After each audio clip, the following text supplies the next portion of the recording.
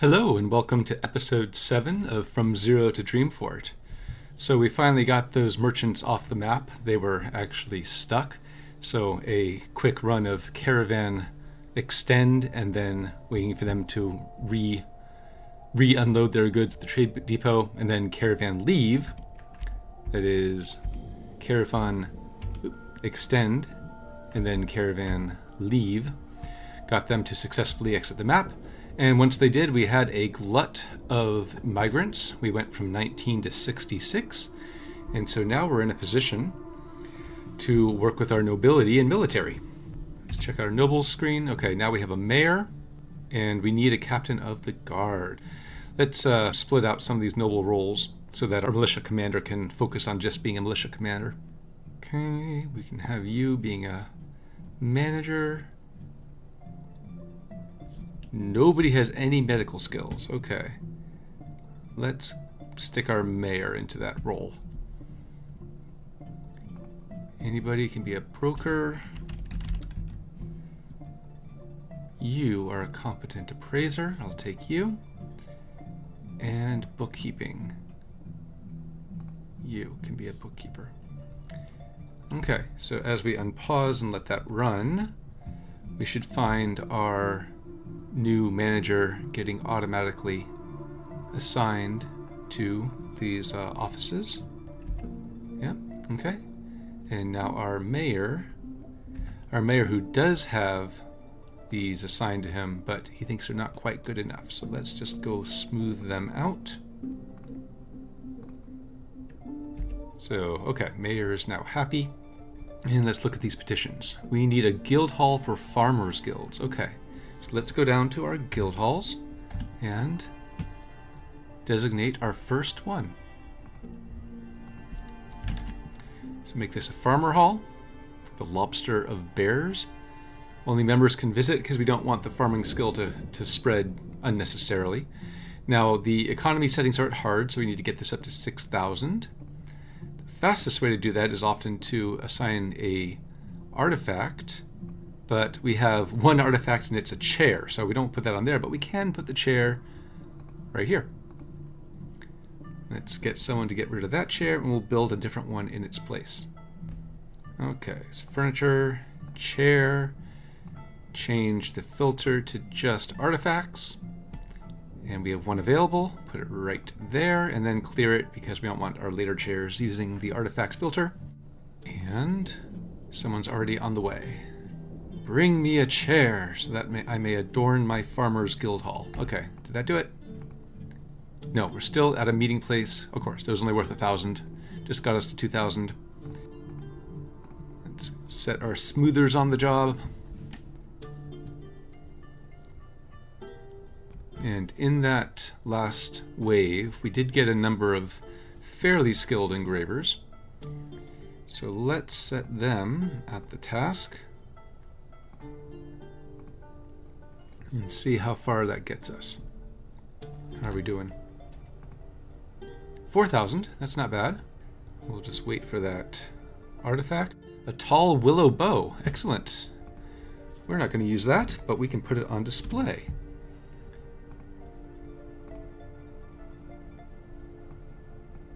There we are, the false savior. Now that's ominous.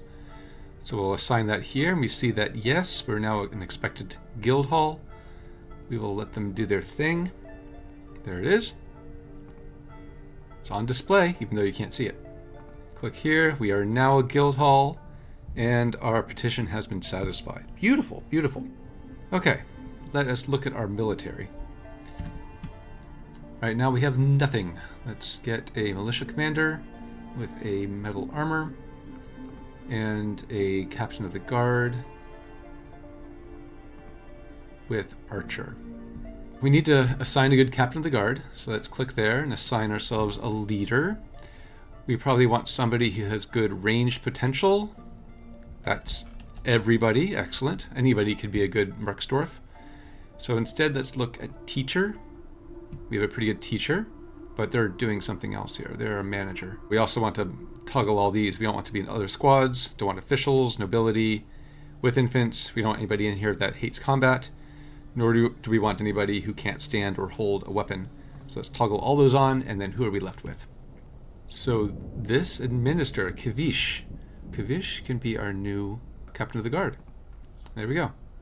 Okay, so then since it looks like anybody has good range potential, let's go back here and assign some people here. Not too many, since we don't have any weapons yet. But let's assign maybe 3 more people here with good melee potential. Maybe who have prior experience. Alright, okay, so that's our short squad there. And let's give you a few people to play with too. Let's assign you with good range potential. Actually, everyone's got good range potential. Let's find out who does not have good melee potential and assign them. Okay, so we got Craftsdwarf already here. And 2 wood burners. Okay, so you are now our Craftsdwarf squad. Let's get you geared up. So first thing to do is adjust their uniform. Should be uniform replaces clothing to prevent problems, and everything else there is okay. I'll call it Dreamfort melee. Confirm and save. And then that only assigns to him, so then we can assign a uniform to everyone and select Dreamfort melee for all of them. And then similarly for them, they just get put in leather by default. Let's change that to metal. Any metal will do. Put all these at metal.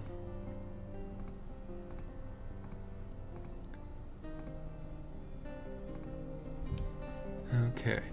And then also uniform replaces clothing and give it a name. Confirm and save, and then assign that to everyone here. Okay. Now, let's make them active and assign them to barracks. The Inks of Feed are our melee squad, so they can start training here. And then if we go down to our barracks here, this is both a barracks and an archery range. So as an archery range, let's make the South Pages train, and then go here to the Craftsdwarf barracks, and we can make them also train and stay here. They'll use both the barracks and the archery range for training to get all their skills up to snuff. Okay, so now we have a military, and they are training. They don't have any weapons yet. That's we'll have to start making them some weapons. We have spent some time getting a good number of logs here, so we're pretty well done that way. Let's make some charcoal. We already have, if you look at our stocks and our bars, Control X to bring everything down. We already have a good amount of coke from the bituminous coal that we mined up from below. So we're actually in a pretty good state there. So we don't actually need to pre-make charcoal. If we only had the basic amount of charcoal that the lower level orders give us, then we'd probably want to make some more now. I usually put in an order for 500 or so. But we don't have any iron or steel. So in order to jumpstart our industry, let's pre-make some of that. Let's see here, let's go back to stones. Control X to shrink everything down. And we have 134 hematite, 101 limonite, some magnetite. So not a huge amount of iron, but enough to get us started. And of course, plenty of flux. So why don't we get 200 iron?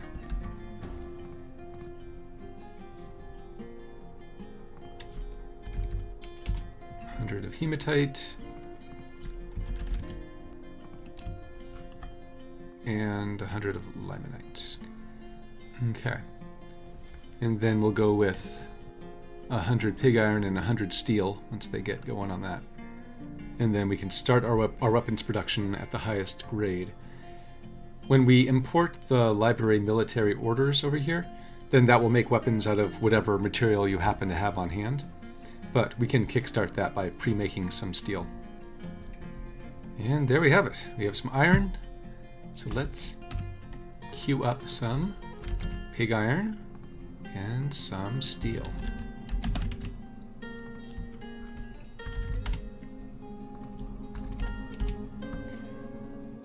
Again, these library orders will get you there eventually, but you can get there much faster by kickstarting the process. We're going to skip over Surface 8 for the time being. Surface 8 will make these trap hallways much longer, but as we have yet even to be attacked, I don't see the need for that yet. Farming 3 we can do. That just orders some more doors and just puts doors in the spots where we don't have doors yet. In the beginning we only put doors around the smelly areas, but now we can finish up with the doors. Now, orders import military. So if you go back to our orders page, you'll see right now it stops here at melt a metal object. Let's import our military orders and see what we get. I'm creating some equipment: leather backpack, water skin, and quiver. If you want to get fancy with your uniforms, you can add in a cloak and we can make them here. We're not going to use any wooden shields. We're going to use just metal shields. Get rid of that. And we're also going to get rid of all the leather armor, since we just want steel for that. And bone bolts and wooden bolts, we'll get rid of that too. Everything else is about creating weapon grade bars, metal bars, and producing weapons and armor. If you know you don't want these lower quality weapons, then you can just get rid of these orders as well. But if you do run out of steel, these orders will detect the situation. Let's look at see here, it'll detect that you have no steel and only kick in when you don't have higher grade weapons. So we'll leave all those in as is, and then we'll also bring in our generic smelting. From down here, this is just lower level or lower quantity orders for all the different other kinds of metal bars. Just go on in the background to keep you supplied with the other kinds of metals. Are nobles still happy? Ah, Captain of the Guard needs happier office and bedroom. All right, let's go down to our noble area here, and our Captain of the Guard has these areas over here. Let's just smooth that. And his office is up on the services level right here, so we can smooth this out as well. The Captain of the Guard's office is the interrogation room. And while we're here, let's also finish up this level. And stick that here. Ordering a whole bunch of random stuff to make it all pretty. That put in 4 more jail cells at the top, or rather, furnished 4 more jail cells at the top. Put in a bunch of new chains. If you go into the justice system and look at your fortress guard, this number of desired metal cages and chains increases with your population. So that ring of chains right here keeps your Captain of the Guard happy for up to 200 dwarves. So you are starting to build some things. Let's specialize you. And we're starting to get a good quantity of steel. The orders won't kick in. The orders for weapons and armor won't kick in until you have a 50 bars of steel handy. So once these get up a little bit higher, then we'll start to see this forge quite busy. And actually, if we have good options, we do have a legendary armorsmith and a legendary weaponsmith separately. So why don't we build separate forges? We'll build a second forge over here. Right there. Snatcher. Now the nice thing about snatchers is that they often get caught in these cage traps, and it looks like they did, and he's in here now. Yeah. Here's our goblin snatchers. So just the layout of this gives you a good amount of protection against snatchers.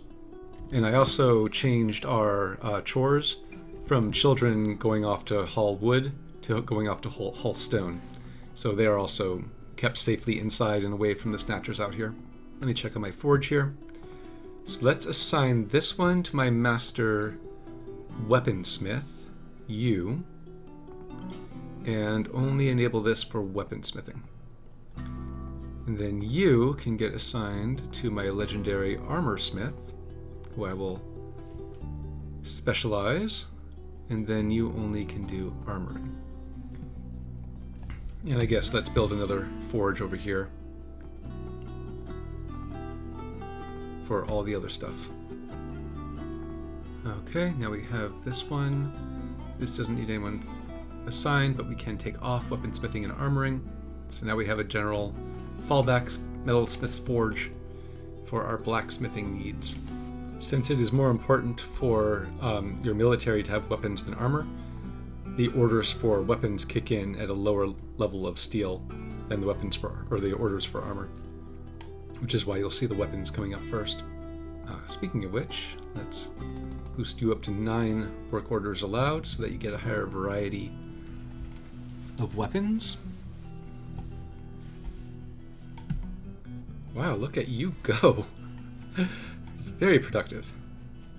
Now you can see weapons building up in our stockpile over here. This is our multiple stockpile. These are all non-masterwork weapons. The masterworks get collected just here in the quantum stockpile. So if you want to, once you get to a good steady state where everyone has some basic equipment, you can turn on auto melt. And that will mark everything here for melting. The manager order that detects multiple items marked for melting will generate the melt object jobs on these smelters, and there will be a cycle of eventually upgrading all your equipment to masterwork. But we're not quite to that stage yet. We want to get all of our basic equipment done first, and then we'll work on getting it better. And we're also going to set up some Craftsdwarf's workshops for use in idle crafting. I will show you what that is. So let's set up a crafts, or 2. Let's do 2 of them. And you go assign. Now we will make this so it's not usable by general work orders at all. Both of these will be no general work orders.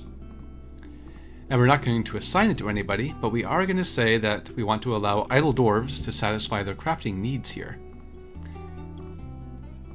There we go. And so if any of your dwarves feel the need to craft, they can now come here and do it. So our apartment level is all done. Our population is up to 76, which is probably pushing the capacity of one level. Let's build another level here. Let's do another apartments 2. O to order, and click to lay it down. And then that will get filled up with beds and occupants. We have another level here for when we get even more population, but we don't need to do that quite yet. And also, once these coffins start filling up, we can apply Crypt 3 and get the rest of the tomb zones allocated, but we also don't need to do that quite yet. So lots of weapons here. Maybe let's get our people equipped if they haven't already. They have not. Click on Update Equipment and let them go grab stuff. So now our squads actually have weapons to practice with. And we should see... They're here. What are they doing? They're watching a crossbow demonstration. Alright, they're skilling up before they start working with their archery. Once they do pick up some bolts and start shooting at the targets, the bolts will bounce off the targets and land in this stockpile here, which acts as a collection zone. Remember, back in our control panel, we enabled Combine. Combine will run on this stockpile and collect all of the bolts back into stacks of 25, and then those stacks will get dumped back into this dumper and end up in this stockpile here, ready for re-equipment. Then up on the surface, you should now see these guys actually practicing with their weapons too. Why don't we see if you need to update any of these. Okay, yeah, now they have some quivers and backpacks that they can pick up as well. And if we look over here, we can now see our Marksdwarves firing their bolts. And other dwarves enthusiastically dumping them back into the other stockpile. They'll get combined if they're here as well. You can even watch them get combined as it comes by every once in a while and gathers them together. There they go. They just got gathered together into stacks of 25. Now, as a final demonstration, I think we can use those snatchers that we caught in cages to show how to handle prisoners that have ended up in your barracks quantum stockpile. First of all, it's a good idea to divest them of any equipment that they might have. Strip caged all. We'll go through all of your caged prisoners and remove their equipment and dump it down into your dump. See, they had an iron mask on them. So apparently these are mask-wearing snatchers. And all their equipment will get dumped into here. Now, when, quote, processing these prisoners, it is usually a good idea to close this bridge. Closing a bridge is always a little bit risky because somebody might run across it at the very last second. If you look at our traffic designations, you can see that there's definitely measures taken to avoid having people just sit there on the bridge. But, of course, if they need to get in there for, say, dumping an item, then they're going to be walking across that bridge anyway. So let's carefully pull that lever and hope that nobody will be there. Okay, there we go. So now that we've stripped them of all of their equipment, we have our dwarves training in here, and we can also bring in our marks dwarves and station them right over here. And then, once they're all set up, click on this little tiny pastor that's sitting over that cage stockpile, and click on DFHack assign. Set the filters for in loose cage and maybe hostile, and assign them all to that pasture. Now dwarves will come and let them loose, and as soon as they do, well, our dwarves are there to make sure they don't get very far. And that's it. Now we can unstation these, and that is how you free up the cages that are holding prisoners. That about does it for nobility and military. I will see you next time for the final touches on this beautiful Dreamfort.